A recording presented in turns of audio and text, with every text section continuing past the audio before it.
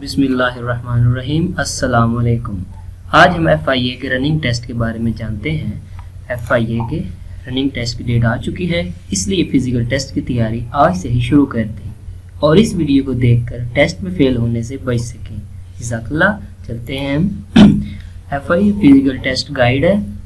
इसमें क्या है, FIA में फिजिकल आज हम पढ़ेंगे। FIA में फिजिकल का पहला टेस्ट कौन सा होगा, दौड़ लगाने का सही तरीका क्या है, कम अगर किसी का कम कद है और छाती है कम है तो उसको छाती को बढ़ाने का क्या तरीका है, फिजिकल वाले दिन नाश्ता कैसा होना चाहिए, कद और छाती की पैमाइश में हम क्या क्या गलतियां करते हैं, जूते और सही कपड़ों की सिलेक्शन के लिए क्या करना चाहिए, दौड़ में नाकामी वाली चीज़ें कौन सी होती हैं। फर्स्ट टेस्ट होगा, पहला टेस्ट जो होगा वो होगा कद चेक होगा। उसमें कद चेक होगा जो कि मर्दों के लिए 5 फीट 6 इंच होगा। उसके बाद औरतों के लिए 5 फीट 4 इंच औरतों का कद की पैमाइश होगी। उसके बाद मर्दों में जो टेस्ट पास करेगा उनका उसके बाद छाती का टेस्ट होगा। दूसरा टेस्ट है सेकंड टेस्ट जो होगा वो छाती की पैमाइश होगी। मर्द हजरात के लिए छाती चेक होगी जो कि आम हालत में 33 मांगते हैं, 33 होगी आम हालत में, बिल्कुल रिलैक्स। और उसके बाद फैलाव के साथ 34.5 जो होगी वो इंच होगी मर्द हजरात की। उसके बाद रनिंग जो होगी वो मेल को, उसके बाद टेस्ट का जो मरला आएगा वो आएगा रनिंग टेस्ट का। रनिंग होगी पहले मेल की इंफॉर्मेशन है 1.6 किलोमीटर 1 माइल जैसे कि 1.5 किलोमीटर होगा। उसमें टोटल टाइम होगा मर्द हजरात के लिए 7 मिनट्स टोटल हैं। उसके बाद रनिंग टेस्ट होगा फीमेल के रनिंग टेस्ट में वही टाइमिंग होगी, वही फासला होगा 1.6 किलोमीटर और 1 माइल, और ये इसका टोटल मिनट 10 मिनट्स होंगे। मर्द हजरात के लिए थे 7 मिनट, औरतों के लिए फीमेल्स के लिए होंगे 10 मिनट्स। उसके बाद होगा कि नाश्ता कैसा होना चाहिए। अगर आप टेस्ट पर जाने से पहले आपको ये भी पता होना चाहिए कि आप नाश्ता कैसे करके जाएं और कितना करके जाएं। उसके लिए नाश्ते में बिल्कुल लाइट सा नाश्ता करना है, सादा सा नाश्ता करना है, पेट भर कर नहीं खाना। समोसे, पकौड़े, तली हुई चीज़ें, बर्गर, शवारमा, ETC ये कोई चीज़ भी नहीं खा कर जानी। और ऐसी चीज़ें ना खाएं जिससे आपको नींद आए, लस्सी वगैरह या कोई और चीज़ जैसे कि आप ड्रिंक्स वगैरह हाई मशरूबात कर लेते हैं। बिल्कुल लाइट से जूसेस पी कर जाने हैं, बिल्कुल लाइट सा। उसके बाद आएगा थर्ड टेस्ट क्या आएगा, आखिर में दौड़ का मरला शुरू होगा। जब 2 टेस्ट हो जाएंगे उसके बाद दौड़ का मरला शुरू होगा। दौड़ के पास करने की टिप्स हम आपको आगे बताते हैं। दौड़ लगाने का सही तरीका क्या है। अगर आपने FIA या किसी भी चीज़ का, किसी भी पेपर का, किसी भी आर्मी में है, जो भी है उसमें का आपने तरीका, दौड़ लगाने का सही तरीका जानना है तो उसका सही तरीका जो होता है वो होता है शुरू में बिल्कुल आप आहिस्ता दौड़ें और बिल्कुल पंजों के बल दौड़ें, जो पाँव के पंजे होते हैं।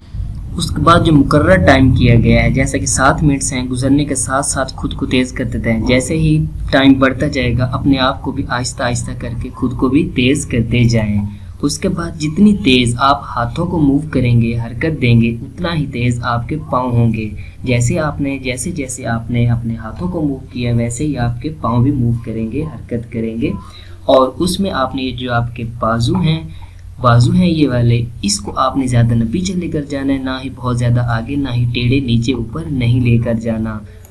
उसके बाद है दौड़ लगाते वक्त आप किन किन चीज़ों को ख्याल रखना चाहिए। दौड़ लगाते वक्त आपने क्या करना है, जो सांस होती है वो ब्रीथिंग होती है। ब्रीथिंग को क्या करना है, सांस को आपने नाक के ज़रिए लेना है, नाक के ज़रिए सांस को लेना है। और जब आपने सांस को बाहर निकालना है तो वो आपने मुंह के ज़रिए निकालना है। इससे क्या होगा, इससे आपको ना ही सांस की तंगी होगी, ना ही आपका सांस फूलेगा, बल्कि आप बिल्कुल रिलैक्स और बिल्कुल ईजी होकर दौड़ेंगे। इसके बाद आपने क्या करना है, दौड़ लगाते वक्त एक और चीज़ का भी ख्याल रखना है कि आपने पंजों के बल दौड़ना है, ना कि पूरे पाँव के बल। जब आप पंजों के बल दौड़ेंगे तो इससे आपको अच्छी स्पीड मिलेगी। आपको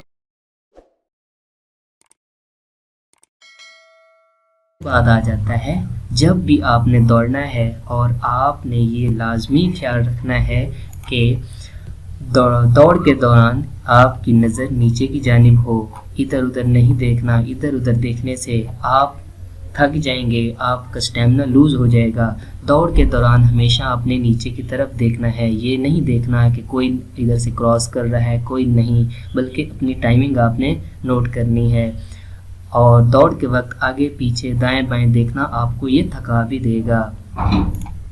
उसके बाद ऑप्शन आ जाता है जूते कैसे होने चाहिए। अगर आपने दौड़ करनी है तो उसके लिए जूतों का इंतखाब भी बहुत ज़रूरी है और ये 30% मुनसर करता है।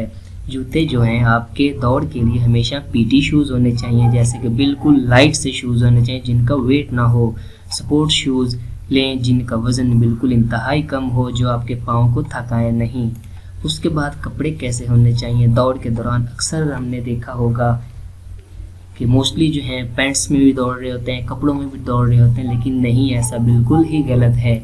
उसके लिए आपने कपड़ों का जो इस्तेमाल करना है वो बिल्कुल शर्ट्स और ट्राउज़र का करना है जो बिल्कुल लाइट वेट हों, बिल्कुल जिसमें आप इजी हों, और कपड़े ऐसे पहने जो आपको तंग ना करें, ना ही आप तंग हों। ट्राउज़र और शर्ट्स का इंतखाब दौड़ के लिए बहुत अहम है, ज़रूरी भी है। उसके बाद आ जाती है ज़रूरी हिदायत में आ जाता है टेस्ट से 1-2 दिन पहले दौड़ नहीं लगानी। अगर आप दौड़ लगाएंगे तो आपके पाँव और जो टांगें उनमें दर्द पैदा हो जाएगा। उसके बाद टेस्ट से पहले नींद अच्छी तरह पूरी करें। ये नहीं है कि टेस्ट की टेंशन में आप पूरी रात जागते रहें, अगले दिन आप दौड़ ना सकें। दौड़ने से पहले ज़्यादा पानी ना पिएं। दौड़ने से आधा घंटा पहले थोड़ा सा पानी पी लें, उसके बाद आपने नहीं पीना। और एक और ज़रूरी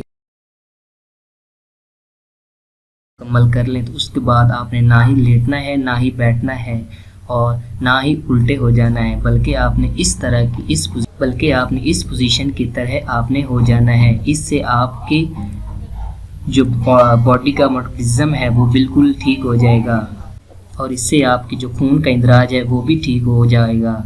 उसके बाद छाती की पैमाइश आएगी। छाती की पैमाइश में जो ज़रूरी हिदायत हैं, अहम हिदायत हैं, उनको जानना बहुत ज़रूरी है। उसके लिए छाती की पैमाइश के वक्त आपको क्या करना चाहिए, और उसके बाद नीचे नहीं देखना, बिल्कुल सामने स्ट्रेट नज़रें रखनी है आपने, और उसके बाद जिस्म को ढीला मत करें। उसके बाद आ जाती है कद की पैमाइश। कद की पैमाइश में जो ज़रूरी हिदायत जानने चाहिए वो ये हैं। कद की पैमाइश जब हो रही हो, जब होनी हो तो सीधा खड़ा होना चाहिए। इसमें आपने कॉलर टच होना है, ठीक है, कॉलर टच। और उसके बाद आपने नीचे नहीं देखना, बिल्कुल सीधा होना चाहिए। और उसके बाद खम मत आने दें अपने जिस्म में, कोई भी किसी किस्म का तनाव, कोई झुकाव, कोई भी बल नहीं आने दें, लड़खड़ाहट नहीं होनी चाहिए, बिल्कुल सीधे टेंशन कॉलर टच की तरह खड़े होना चाहिए। उसके बाद कद कैसे बढ़ाएं। अब ये वाली जो है मोस्टली आवाम को यही मसला आता है कि कद का मसला है, कद कैसे बढ़ाएं। तो उसके लिए ये वाला जो तरीका है चिन अप्स का, लोग अक्सर कहते हैं कि इस तरह लटका करें कद बढ़ जाएगा, चिन अप्स निकालें कद बढ़ जाएगा, लेकिन नहीं, ये बिल्कुल ही रॉन्ग तरीका है। जान लें, ये बिल्कुल ही गलत और रॉन्ग तरीका है। कद बढ़ाने का असल तरीका जो है वो है दौड़, कोई एक्सरसाइज, कोई दूसरी गेम जैसे क्रिकेट है, फुटबॉल है, जिसमें आप ज़्यादा दौड़ते हैं, वो आपका कद बढ़ाएगी। ये वाला ठीक तरीका है। अगर ये जो आदमी इससे मुत्तफिक होता है उसके लिए एग्जाम्पल है, मिसाल है बंदरों की। जैसे कि बंदर लटकते रहते हैं, उनके भी आप देख लें, कभी कद लंबा नहीं होता, उनके भी हाथ लंबे होते हैं लटकने से।